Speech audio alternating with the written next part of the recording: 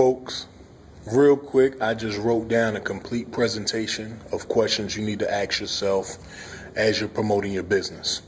And the reason being is because you need to understand what are your expectations as a business owner, a network marketer, and perhaps an entrepreneur. And I'm going to really just be very, very curt and very, very transparent with you. Oftentimes, when people join these companies, especially in network marketing, one of the issues that we have, and I'm saying we as a whole, one of the issues that we have is the fact that we expect to join a company based off of money. Now, I don't know what your needs are, and money is indeed a tool that we could all use, but it is not the reason why you join a business. You can ask anybody, any entrepreneur who's successful, and we have it somewhat backwards in this industry. We expect to join a company, then we expect to find the people in which we want to present our business, our products, services, or ideas to. Now, this is why most of you guys out there are failing, is because you need to find people who already want something or someone to take them to what we call the next level, to take them to another place in which they can indeed achieve their dreams, their wants, and their desires. I'm an educator, as you can see. I'm in the classroom, and so I'm going to make this a teachable moment. Now, oftentimes what we'll do is we'll join a company, and I'm telling you this from experience. We'll join a company, we'll get with our upline or our sponsor, only because they've achieved some level of success that we want to get to. It could be 5 figures within a month. It could be 6 figures within a year. It could be X amount of signups within a week. Whatever the case may be, it may not necessarily be the mission or the vision of the company itself. And this is where most people already shoot themselves in the foot and set themselves up for failure. Now, what you'll find out is there's one thing to not have the skills in order to present yourself or posture yourself as a professional. I get that. However, there's another thing that your sponsor is probably not telling you about, and that is in sharing the stories, right? In sharing your stories, even if you don't have any level of success yet, you're sharing someone else's story. Who is it that you're promoting? Because if you don't have a story to tell, if you don't have a story that people can relate to, who are you promoting or what are you promoting? And 9 out of 10 times you're promoting someone else's dream or someone else's level of success. And therefore what happens is, say I'm the prospect and I hear you talking about your upline, being so competent and being such a leader. Why would I want to sign with you when I could just sign with your upline? Let's get this myth out of the way first so that we can move on. If you're so competent because you just joined this company, what do you bring to the table? Okay? Even if you don't have success within that company, you should have some level of success somewhere in your life to where you can present that or position that in a story and frame it to where you can show people the value that you're bringing to them. Okay, it doesn't have to be with money, because if you know anything about sales, once you start with money, the person who talks about money first loses, believe it or not. This is why so many people, even though they have a big email list or even though they have a big subscriber list, they're not even tapping into maybe 10% of that market. Because if you have 100,000 people, let's just say, for instance, if you have 100,000 people subscribing to your opt-in pages or your capture pages, by the law of averages, even at 3%, okay, that's still 3,000 people you should have signed up within that period of time. But I guarantee you, half of you guys aren't signing up 1%.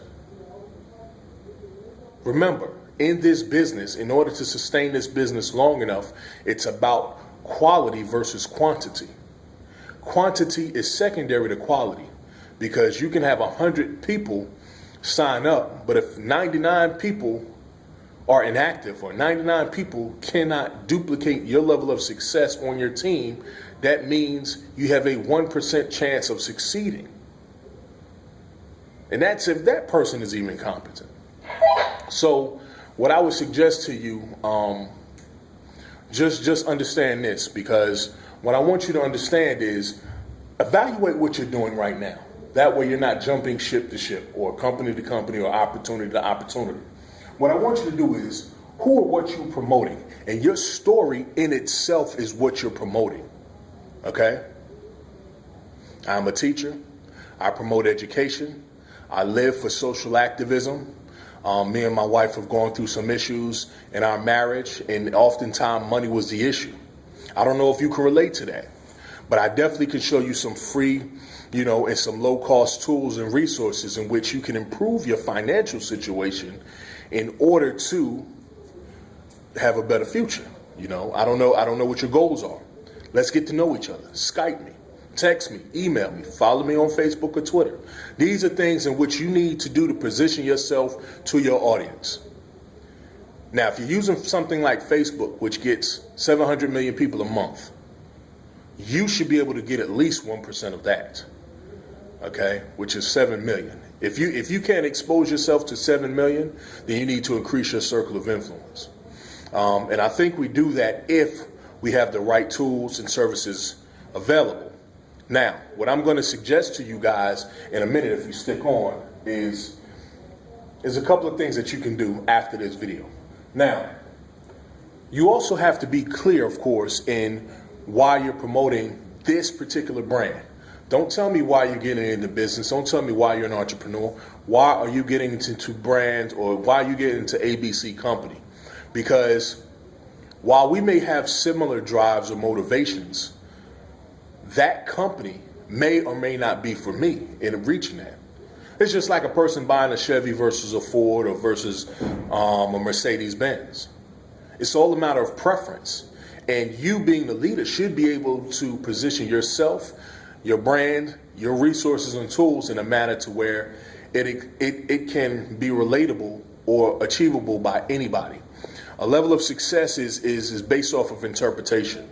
And your prospects or your leads' level of success has to be contingent upon their ideas, their visions, their missions, not yours. Okay? It's never about you, especially in business. Now, third thing I want you to think about is your ideal niche, your consumer market. I often hear people all the time, and I did it myself, I just want to help people. I even say this even as a high school teacher. I want to help people. But how do you help somebody where you don't have any value? If you don't have students who are willing to learn or who are coachable, and you hear this from the leaders all the time, if you're not coachable, if you don't have any value to your education or your personal development, what can you offer? What can you do or say to convince that person otherwise without sounding like the stereotypical spammer, pitcher, or salesperson? This is what I want you to really think about in moving forward, especially if you're trying to use tools that are free in order to develop your list, create your team, grow your business, be successful, etc. What I want you to do is take a look at some of the tools that I have. From time to time, what I'll do is I'll promote a link or I'll promote a reference, and oftentimes I'm not greedy enough to where I would hoard the success of other people. Meaning, if me and you build a relationship and somewhere along the line we don't do business together, then what will happen is if you're a good fit for somebody that I may know or may refer to that I'm not a good fit for, it's not going to benefit me in any way of not referring that person. And this is what we need to do as an industry-wide. I promote education. I promote personal development, self-development, and I promote tools in which you can do that. Follow me, look at the links that are accompanying this video. I definitely would want to work with you. But if I can't, definitely if there's something that I can help you with, that's what I'm here for. This is Phillip Lyde. Team Lyde, live your dreams every day. Bye for now.